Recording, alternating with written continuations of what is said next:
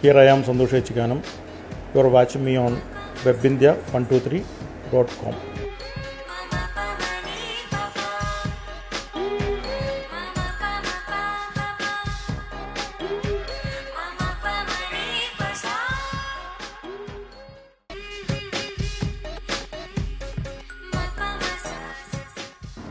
ആരും ഒരു ഗൈഡായിട്ട് എനിക്കുണ്ടായിരുന്നില്ല.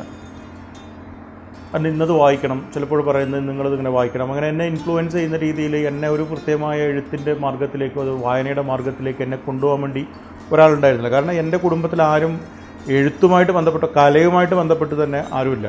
കാരണം പിന്നീട് വിദൂരമായിട്ട് ആളുകളുണ്ട്, കെ മാധവനെ പോലുള്ള ആൾക്കാരും എ സി കണ്ണനാരെ പോലുള്ള ആളുകളൊക്കെ ഒരു ഫ്രീഡം ഫൈറ്റേഴ്സും അങ്ങനെയുള്ള ആളുകളായിരുന്നു. പക്ഷേ ഈ ബേഡക്ക എന്ന് പറഞ്ഞൊരു സ്ഥലത്ത് ആരും ഉണ്ടായിരുന്നില്ല. അവിടെ എൻ്റെ കുടുംബത്തിൽ ആരും തന്നെ എഴുത്തുകാരോ വായനക്കാരോ ഒന്നുമല്ല. അവർ കൃഷിക്കാരും പിന്നീട് അങ്ങനെയുള്ള സ്പോർട്സും ഒക്കെ ആയിട്ട് പോകുന്ന ആൾക്കാരായിരുന്നു. അപ്പോൾ എനിക്ക് അങ്ങനെയുള്ള ഇതില്ല. പിന്നെ ഒന്നാമത് എൻ്റെ സ്കൂളിൽ ലൈബ്രറി ഇല്ലാത്ത സ്കൂളായിരുന്നു. പിന്നെ ആ ഗ്രാമത്തിൽ പത്രം വരുന്നത് തന്നെ എൻ്റെയും അതുപോലെ തന്നെ വളരെ ചുരുക്കം വീടുകളിൽ മാത്രമേ അന്ന് പത്രം വരാറുള്ളൂ. അപ്പോൾ വായനയുടേതായുള്ള യാതൊരു കൾച്ചറും എനിക്കുണ്ടായിരുന്നില്ല. പക്ഷെ അതൊക്കെ കഴിഞ്ഞ് ഞാൻ എൻ്റെ 15ാമത്തെ വയസ്സ് കഴിഞ്ഞ് എൻ്റെ പ്രീ ഡിഗ്രി ഒക്കെ കഴിഞ്ഞതിന് ശേഷമാണ് ഞാൻ എൻ്റെ അച്ഛൻ്റെ സ്ഥലം, അതാണ് ഏച്ചിക്കാനം എന്ന് പറയുന്ന സ്ഥലം. അത് കാസർഗോഡ് ജില്ലയുടെ കാസർഗോഡ് ജില്ലയുടെ മധ്യഭാഗമാണ് ഈ ഏച്ചിക്കാനം എന്ന് പറയുന്ന സ്ഥലം. അപ്പോൾ ഈ ഏച്ചിക്കാനം മടിക്കൈ വില്ലേജിലാണ് ഏച്ചിക്കാനം. മടിക്കൈ എന്ന് പറഞ്ഞാൽ കേരളത്തിൻ്റെ മോസ്കോ എന്ന് പറയപ്പെടുന്ന സ്ഥലമാണ്. കാരണം അവിടെ ഭയങ്കര പൊളിറ്റിക്കലായിട്ടുള്ള രാഷ്ട്രീയപരമായ ഒരുപാട് സമരങ്ങൾ നടന്നൊരു സ്ഥലമാണ്. കാരണം ഒരു വടക്കേ മലബാറിൻ്റെ രാഷ്ട്രീയ ചരിത്രത്തിൽ വളരെ പ്രാധാന്യമുള്ളൊരു സ്ഥലമാണ്. ഒരു കമ്മ്യൂണിസ്റ്റ് ആധിപത്യമുള്ളൊരു സ്ഥലമാണ്. അങ്ങനെ ഒരുപാട് സമരങ്ങളൊക്കെ, നെല്ലെടുപ്പ് സമരം, അതുപോലെ തന്നെ ഈ തോൽവിറക് സമരങ്ങളൊക്കെ നടന്നൊരു സ്ഥലമാണ്.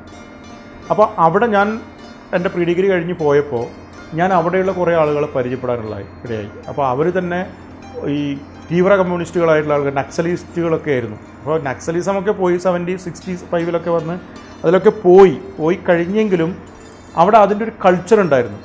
വളരെ രോഷാകുലരായ കുറേ ചെറുപ്പക്കാർ, നമ്മുടെ ചേട്ടന്മാരായിട്ട് നിൽക്കുന്ന ചെറുപ്പക്കാർ. പിന്നെ വായനയുടെ ഒരു വല്ലാത്തൊരു സംസ്കാരം. അവിടെയുള്ള ഏത് നാടൻ പണി എടുക്കുന്ന ഒരാളുടെ വീട്ടിലും ഡി കോസാംബിയുടെ പുസ്തകങ്ങളും OV വിജയൻ്റെ പുസ്തകങ്ങളും അതുപോലെ തന്നെ വലിയ പിന്നെ ലെനിൻ്റെ, സ്റ്റാലിൻ്റെ, ഈ പറയുന്ന പോലെ പിന്നെ അതുപോലെ തന്നെ വലിയ ഡെസ്തോസ്കിയുടെ പുസ്തകങ്ങൾ, അങ്ങനെയുള്ള വലിയ വലിയ എഴുത്തുകാരുടെ പുസ്തകങ്ങളൊക്കെയാണ് അവരുടെ ഉള്ളത്. കാരണം നമ്മളൊരു നാടൻ പണി എടുക്കുന്ന ഒരാളോട് പോയിട്ട് വെറുതെ നമ്മൾ അവിടുന്ന് ഈ പൊളിറ്റിക്സിനെ കുറിച്ച് പറഞ്ഞു കഴിഞ്ഞാൽ നമ്മൾ അവിടുന്ന് നട്ടം തിരിച്ചു പോകും, നമുക്ക് നിക്കക്കള്ളി ഇല്ലാണ്ടാവും. അപ്പോൾ അങ്ങനെയുള്ളൊരു കൾച്ചറും ഒരു സാംസ്കാരിക ബോധവും ബുദ്ധിയും ഒക്കെയുള്ള ആളുകളുടെ ഒരു കൂട്ടത്തിനകത്താണ് ഞാൻ കൊണ്ടുപെട്ടത്.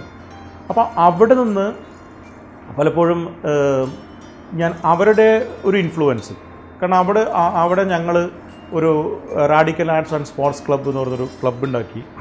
എന്നിട്ട് അവിടെ ഒരുപാട് ആളുകൾ ഈ പഠിക്കാനൊന്നും കഴിവില്ലാത്ത കുറേ ആൾക്കാരുണ്ട്. പഠിക്കാൻ കഴിവില്ലാത്തതുകൊണ്ടല്ല, പഠനമൊക്കെ നിർത്തിയിട്ട് നാടൻ പണിക്കൊക്കെ പോയ ആൾ, അവരെയൊക്കെ ഞങ്ങൾ നൈറ്റ് ക്ലാസ് കൊടുത്തിട്ട് പല ആൾക്കാരും ഞങ്ങൾ SLC പാസ്സാക്കി. കാരണം 50 വയസ്സ് 40 വയസ്സൊക്കെ ഉള്ള ആളുകൾ. പിന്നെ ഒരുപാട് ഈ നാടകങ്ങൾ നടത്തി, നാടകങ്ങൾ അവതരിപ്പിച്ചു.